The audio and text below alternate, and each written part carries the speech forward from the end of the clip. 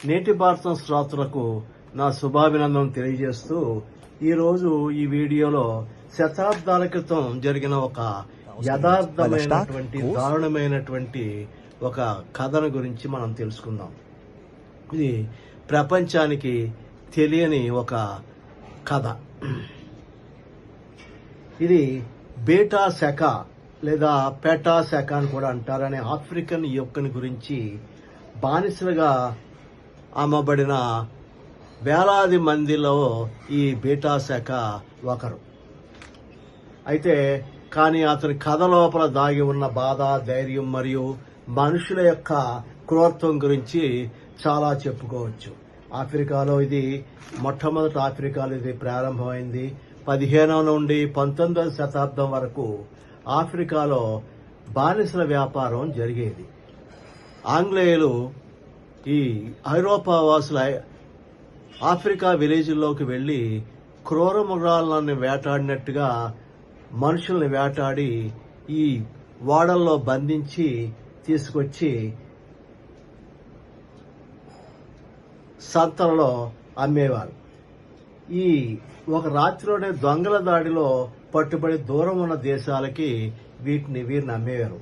వీరిలో బేటా శక అనే కూడా అలాంటి గ్రామం నుండే వచ్చాడు.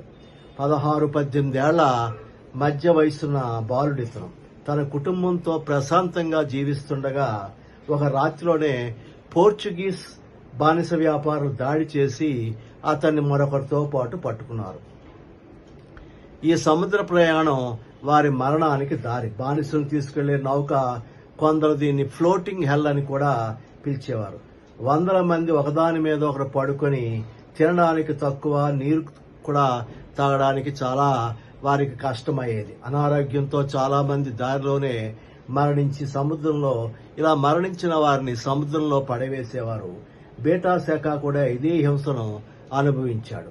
అతని చుట్టూ ఉన్న వాళ్ళు కొందరు ఏడుస్తుంటే మరికొందరు కంపిస్తూ ఆగిపోతూ ఉండేవారు.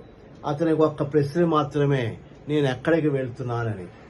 తర్వాత అమెరికా, యూరోప్ లేదా అరబ్ దేశాలకు చేరిన వెంటనే బానిసల మార్కెట్ ప్రారంభమైంది. బేటా శక వంటి బౌలర్ను కూడా పరిశీలించేవారు. శరీరం బలంగా ఉందా, పళ్ళు బాగా ఉన్నాయా, వ్యవసాయం చేయగలడా, దేహం మీద ఏమైనా గాయాలు ఉన్నాయా, ఒక ప్రకటనలో ఒక వస్తువుల ఇతన్ని వేలానికి పెట్టారు. చివరికి ఒక పెద్ద భూస్వామి ఇతన్ని కొనుగోలు చేశాడు.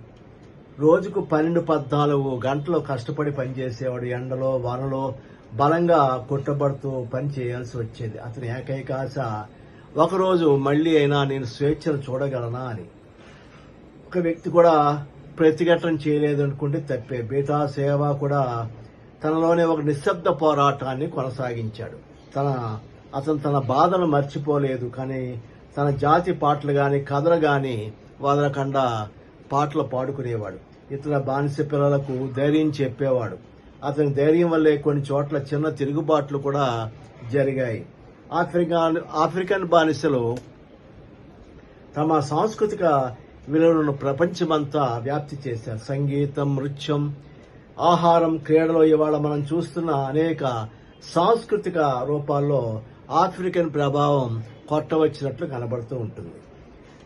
అయితే బేటా సేవ గురించి కథ ఎందుకు ముఖ్యం అనుకుంటే ఇది అతని వ్యక్తిగత కథ మాత్రమే కాదు.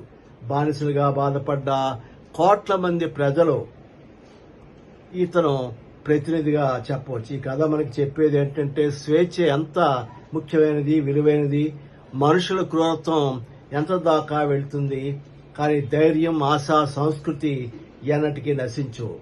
మనకు గుర్తుండాలి, చరిత్రని మర్చిపోతే తప్పులు పునరావృతం అవుతూ కూడా ఉంటాయి. బేటా శక వంటి అనేక మంది పేరు లేని వీరుల కథలు మనం చెప్పాలి, జ్ఞాపకం ఉంచాలి. అయితే అతన్ని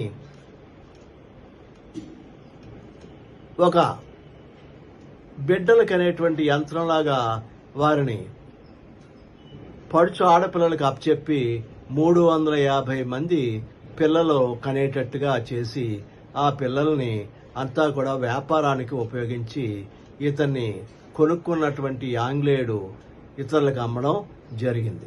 ఇతను ఇలా బీటా శాఖ అతి బలవంతుడు, దృఢమైన వాడు. 100 సంవత్సరాలు జీవించిన తర్వాత అతను మరణించాడు. ఇప్పుడు బ్రెజిల్ మొదలైన దేశాల్లో అతనికి చెందినటువంటి 350 మంది పిల్లలు ఉన్నారంటే నమ్మశక్యం కాదు. కానీ ఇది నిజమని తెలుసుకోవాలి. ఈ వీడియో మీకు నచ్చినట్లయితే షేర్ చేయండి, సబ్స్క్రైబ్ చేయండి, కామెంట్ చేయండి. జై హింద్.